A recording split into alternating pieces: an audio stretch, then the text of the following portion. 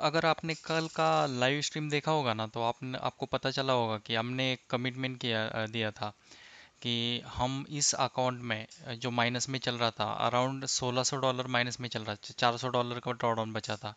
उस टाइम पे हमने लाइव पे ही बोला था कि हम इस अकाउंट में पे आउट लेके दिखाएंगे। तो कल का जो स्ट्रीम है, कल हमने जो ट्रेड किया था वहाँ पे हमने उतना प्रॉफिट अचीव किया, और हमने अपना जो वादा है, कमिटमेंट था, वो कंप्लीट किया। और आज जो है मैं इसका पे आउट भी लेने वाला हूँ, ठीक है। तो मैं वीडियो इसलिए बना रहा हूँ कि आप लोगों के लिए मोटिवेशन भी हो सकता है। और जब भी हमारा अकाउंट माइनस में चला जाता है तो हमारा माइंडसेट क्या होता है, और उसके बाद हमें प्लस में आने के बाद जब हमारा ब्रेकआउट हो जाता है, हमारा ट्रेडिंग के टाइम पे हम इसको ब्रेकआउट ही बोलते हैं। अगर यहाँ पे अगर सामने वाला जो अगर चार्ट देखोगे आप, उसमें पता चलेगा यहाँ पे आपका पूरा लॉस में चल रहा है, ठीक है। ये अपना लाइन है। यहाँ पे अगर ब्रेकआउट होता है तो ये देखो अच्छे से ऊपर गया। तो इस टाइप से इस अकाउंट का ब्रेकआउट हुआ है, ऐसा ऐसा बोल सकते हैं हम, ठीक है।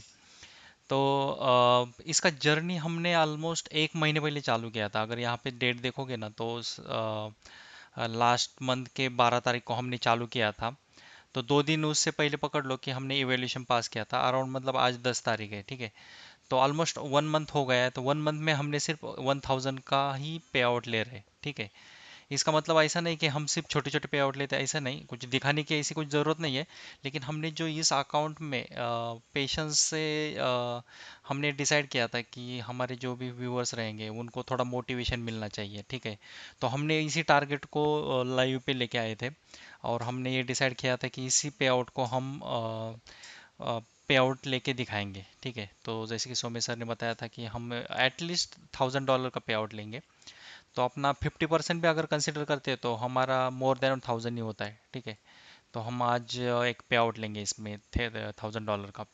ओके, तो वो बाद में।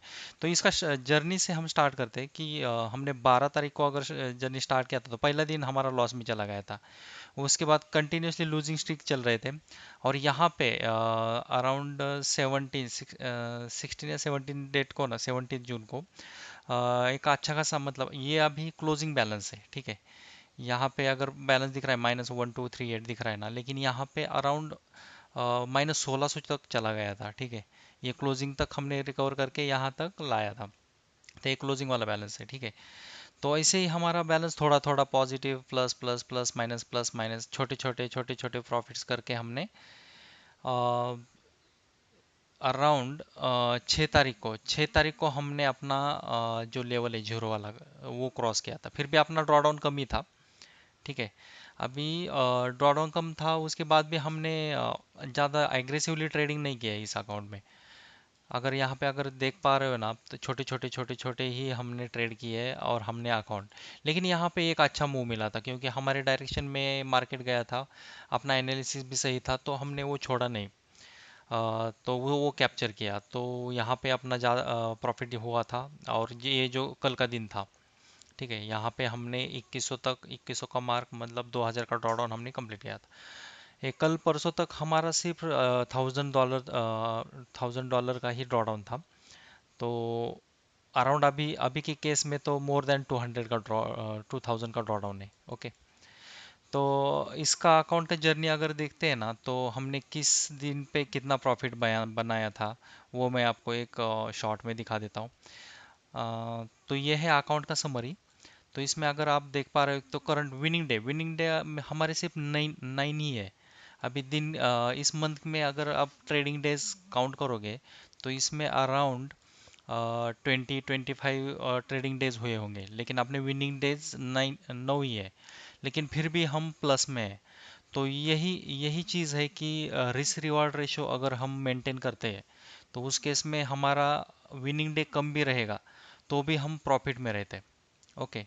ये अपना ग्राफ है, जैसे कि अपना प्रॉफिट का कैसा बढ़ता गया है, उसका ग्राफ है ये, ओके।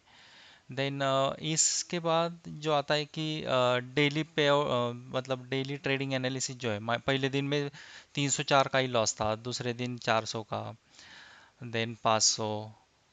यहाँ पे ही अलग अराउंड अपना 1200 का लॉस हुआ था पहले 3 दिन में ही, ओके। उसके बाद हमने रिकवर किया, उसमें यहाँ पे भी एक मोटा लॉस हुआ था 608। उसके बाद यहाँ पे और CTC पे चला गया था अपना, तो उस दिन क्लोज किया था। उसके बाद लगे कंटिन्यूसली 3-4 दिन अच्छे गए थे अपने। यहाँ पे 667 और 800 के प्रॉफिट हुए थे यहाँ पे।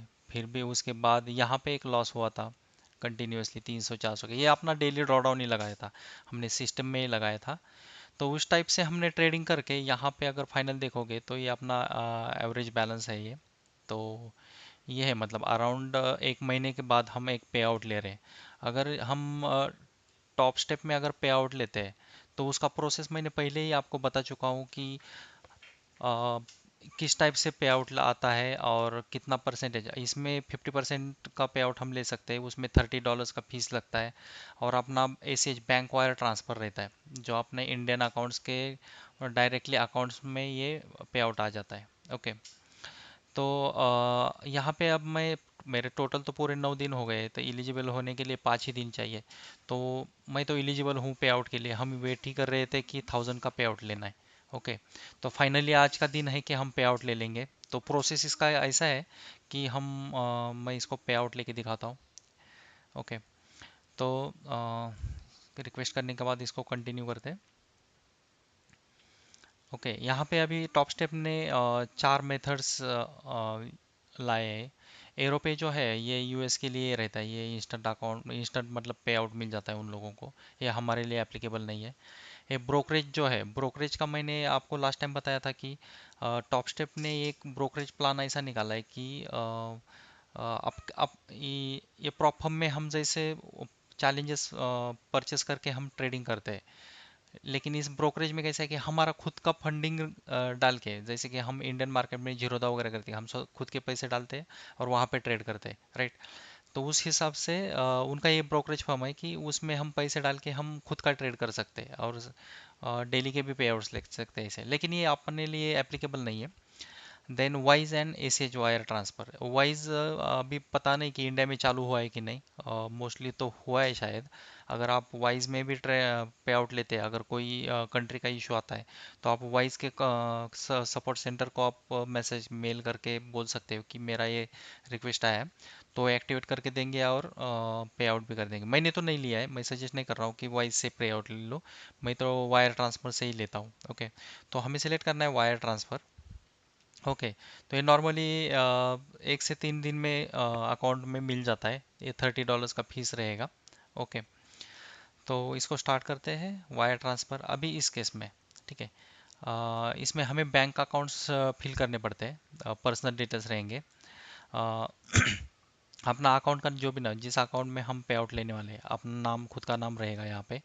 ये बैंक का एड्रेस रहेगा, सिटी कौन सा रहेगा, स्टेट वगैरह, ये डिटेल्स हमें फिल करनी पड़ेगी। ओके। तो मैं ये चीज़ें फिल कर लेता हूँ पहले और नेक्स्ट करता हूँ। ठीक है। तो ये अकाउंट डिटेल्स फिल करने के बाद हमें नेक्स्ट पेज पे कंटिन्यू करने के बाद यहाँ पे बैंक नेम, देन अपना अकाउंट नंबर डालना पड़ेगा बैंक का। ओके। उसके बाद स्विफ्ट नंबर, स्विफ्ट नंबर जो रहता है वो पूरे इंडिया के लिए, इंटरनेशनल ट्रांजैक्शन के लिए ये कॉमन रहता है। तो आपको वो गूगल में भी मिल जाएगा। जैसे कि HDFC बैंक है तो वहाँ पे उसका HDFC IBBB ऐसा इस टाइप का कुछ रहता है। तो वो स्विफ्ट कोड हमें डालना पड़ता है और बैंक का एड्रेस डालना पड़ेगा यहाँ पे। और ये बाकी सभी चीज़ें यहाँ पे फिल करके हम प्रोसीड करेंगे। बैंक डिटेल्स भरने के बाद हमें यहाँ पे नेक्स्ट ऑप्शन रहेगा कि हमें अमाउंट विदड्रॉ करना है। तो हमारा जो अमाउंट होता है वो 50% अमाउंट इतना होता है, 1073। तो मैं पूरा 50% ही लूँगा। ओके। तो यहाँ पे चेक मार्क अपडेट करना है। देन उसके बाद हमें पे आउट के लिए कंफर्मेशन डालना है। ओके। तो यहाँ पे अपने पूरे डिटेल्स आएंगे हमने जो जो फिल किए है। उसके बाद हमें सबमिट बटन पे क्लिक करना है। ओके। तो हमारा ये रिक्वेस्ट सबमिट हुआ है। तो उसके बाद हमें एक मेल आ जाएगा कि हमारा विड्रॉल के लिए हमने रिक्वेस्ट डाला है और एक 2-3 दिन में हमारा एक पे आउट आ जाएगा। तो ये वीडियो बनाने का मतलब यही था कि आप लोगों को भी मोटिवेशन मिल सकता है कि अगर अपना अकाउंट माइनस में भी चल रहा है तो वहाँ से भी हम रिकवर कर सकते हैं। अगर यहाँ पे आप देखते हो तो ऑलमोस्ट हमारा अगर 100 डेज हम कर रहे हैं तो उसमें से 65 to 70 डेज हम माइनस में ही थे। उसके बाद हमने कवर करके प्लस में आए थे। तो गाइज इससे पैसा बनता है अगर हम आप लोगों का अगर रिस्क रिवार्ड रेशो अगर मैच होता है, आप उससे स्टिक रहते हो, तो उस केस में आपका पैसा बनेगा। और फंडेड प्रॉप फर्म जो है ये, उनका फायदा ही इसी में है। आपको आप जब लूज होंगे, आप फेल करोगे आपके चैलेंजेस, तभी उनका फायदा होगा। अगर आपको विन करना है तो आपको ये छोटी छोटी चीज़ों पे ध्यान देना पड़ेगा। जैसे कि छोटे छोटे पे आउट्स लेने पड़ेंगे, छोटे छोटे विनिंग डेज बनाने पड़ेंगे। डजेंट मैटर कि आप कितने दिन कर रहे हो, ऐसा नहीं कि जल्दी नहीं करना है। हमारे भी लाइफ में हमने स्टार्ट किया था, हम बहुत जल्दी कर रहे थे कि भाई मुझे 4-5 दिन में आना ही था, पे आउट भी आना चाहिए 5 दिन, जैसे कि क्रेडिट कार्ड की बिलिंग साइकिल भी होते थे। तो उस केस में तो उसको थोड़ा ओवरकम करके हमने थोड़ा मेंटली साइकोलॉजी भी अपना चेंज किया है कि भाई पैसा इसमें तो बनेगा, बहुत ही बढ़िया तरीके से बनेगा, लेकिन इसमें हमें थोड़ा पेशेंस रखना पड़ेगा। क्योंकि अपने पास यहाँ पे ड्रॉ डाउन कम रहता है। ओके।